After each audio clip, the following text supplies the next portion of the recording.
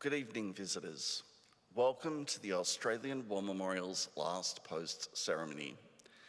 My name is Troy Clayton, and joining us today from the Royal Australian Air Force is Squadron Leader Martin van der Merwe. We warmly welcome the family of Private David Ernest McCann, whose story will be told shortly. We welcome the veterans who have served, those that are still serving, and the families that love and support them.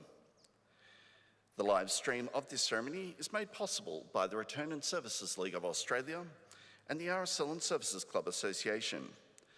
We welcome members who are watching the broadcast of this ceremony across Australia. During this evening's ceremony, wreaths will be laid at the base of the Pool of Reflection by family and visitors to the memorial. If you're able, please stand and join in singing the National Anthem.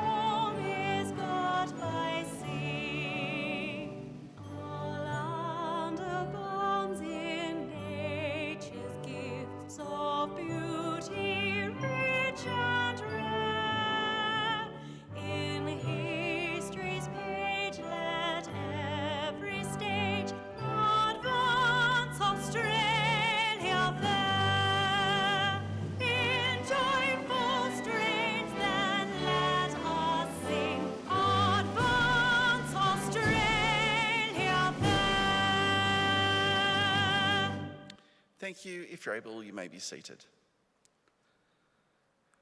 The Australian War Memorial was the vision of Charles Bean, Australia's First World War official historian. Bean landed with the Australian troops on Gallipoli and stayed with them at the front through to the end of the war. The idea of this national memorial and museum came to him at Pozières, France, in the depths of the bloody fighting of 1916. Bean's idea was that this would be a place where families and friends could mourn their loved ones buried in faraway places. It would also be a place that could help all Australians understand what these men and women had endured and what they had done for us. Bean's vision, to which we remain true, is best expressed as inscribed at the entrance to the memorial's galleries. Here is their spirit, in the heart of the land they loved, and here we guard the record which they themselves made.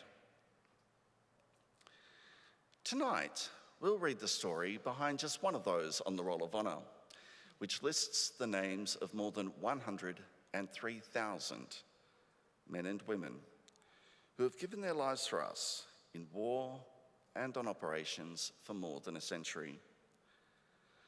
But first we present a lament, Flowers of the Forest. Wreaths or floral tributes will now be laid at the base of the Pool of Reflection.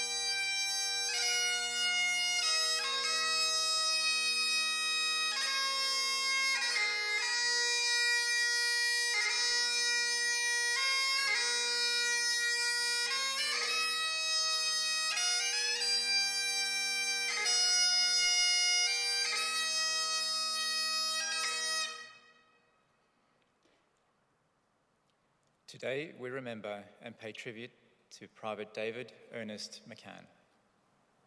David McCann was born in 1888 in Colac, Victoria. He was the son of local schoolteacher James McCann and his wife Mary, one of 10 children. He went to school at Flinders State School in Geelong, then worked as a telephone lineman and became engaged to Mary Bishop from West Brunswick. McCann enlisted in the Australian Imperial Force on the 1st of February 1916, when he was just 26. He was assigned to the 37th Battalion and was selected to become a signaller because of his trade. He received training at the Signal School in Broadmeadows before embarking from Melbourne on board the troop ship Persich on the 3rd of June. McCann reached England in July 1916 and after training embarked for France in November, just in time for the onset of winter. Over the following months, in the front lines, McCann's battalion was focused on raiding the enemy trenches. His first major action was at the Battle of Messines in early June 1917. The Allies were attempting to capture the Messines-Vetzgata Ridge as part of the plans to occupy the Belgian coastline. The battle was a stunning success, with the Allies capturing their objective in just a few hours. McCann's next major action was in October at Broadcinder. The Allies again captured their objectives, but at the cost of over 6,000 killed, missing, or wounded. Private McCann managed to survive the chaos unscathed. The offensive at Passchendaele was to be McCann's last. The battle became infamous for the thick mud in which many men simply drowned. Men were unable to move forward under the cover of the barrage, as the mud ruined their weapons and slowed their advance. From the beginning, the battle stood little chance of success. At dawn, the troops were signalled to jump the nearest parapet and advance. Shortly after going over the top, McCann was badly wounded by machine gun fire. His comrades dragged him to a shell hole and attempted to dress his wounds. Bleeding profusely from his leg, he asked his comrades to take him out, but they were forced to leave him behind. It was not until almost 10 hours later that McCann's comrades returned, finding him somehow still alive. They carried him to a dressing station and left him in the care of the stretcher bearers, who were already overwhelmed by the number of wounded men needing assistance. Private McCann was laid out by a pillbox overnight, and the following day was taken to the 3rd Casualty Clearing Station, where he died, just aged 27. Staff from the hospital informed the Red Cross of McCann's fate. He was brought here in October the 14th, wounded in the right thigh and in a state of collapse. He did not seem to be in any pain. Bewildered, then suddenly he lost his consciousness and did not recover. Private David McCann was buried at 9 Elms Cemetery, west of Belgian town of Poperinghe. In Australia, his bereft family posted an in memoriam notice in the Melbourne Argus. Thou hast called us to resign what most we loved. His name is listed on the Roll of Honour on my right, among almost 62,000 Australians who died while serving in the First World War. A photograph of his headstone is displayed today by the Pool of Reflection. This is but one of the many stories of service and sacrifice told here at the Australian War Memorial. We now remember Private David Ernest McCann, who gave his life for us, for our freedoms, and in the hope of a better world.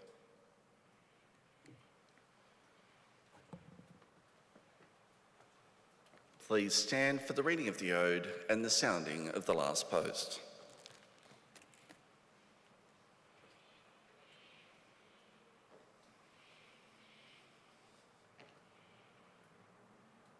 They shall grow not old, as we that are left grow old. Age shall not weary them, nor the years condemn. At the going down of the sun and in the morning, we will remember them. We'll remember them.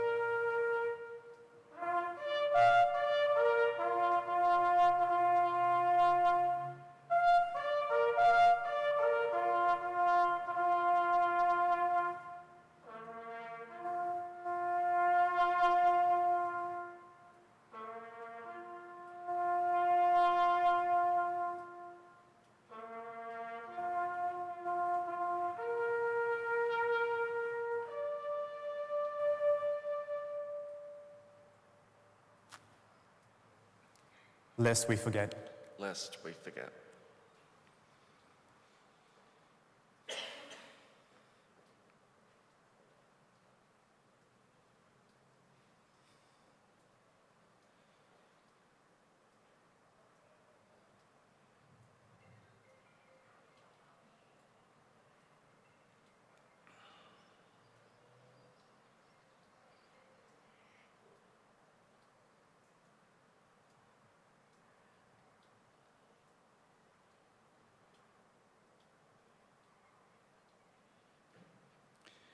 We leave you this evening with the words of the memorial's founder, Charles Bean.